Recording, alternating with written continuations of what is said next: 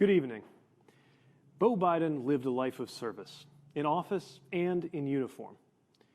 When you put your life on the line for this country, you do it not because it's the country you live in, but because it's a country you believe in. I believe in this country because America, uniquely, holds the promise of a place where everyone can belong. We know that for too many and for too long, that promise has been denied.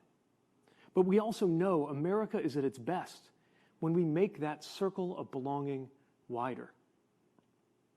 Just over 10 years ago, I joined a military where firing me because of who I am wasn't just possible, it was policy.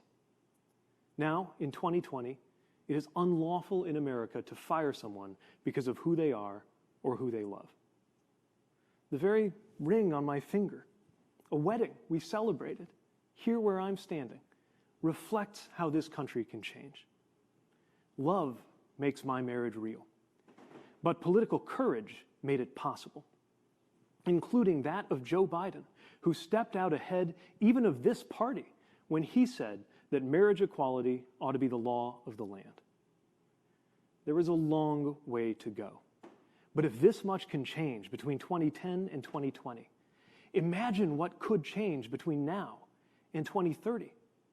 Imagine what we could achieve, this coalition we are building this very season, gathering progressives and moderates, independents, and even what I like to call future former Republicans, standing for an America where everyone belongs. Joe Biden is right. This is a contest for the soul of the nation.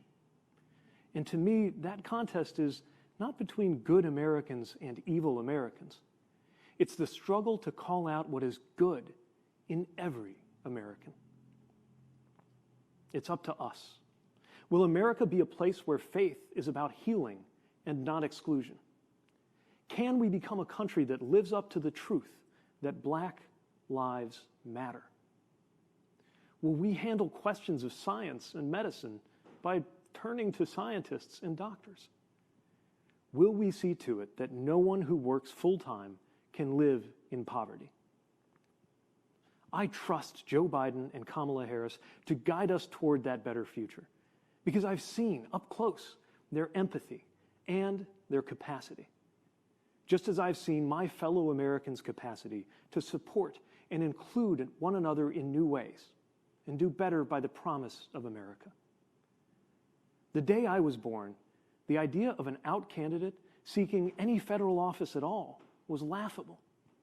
Yet earlier this year, I campaigned for the presidency, often with my husband Chasten at my side, winning delegates to this very convention. Now I come to this convention proudly supporting Joe Biden and Kamala Harris, joining fellow Democrats who were squaring off in competition just a few months ago. A number of us recently got together to talk about the Joe we know.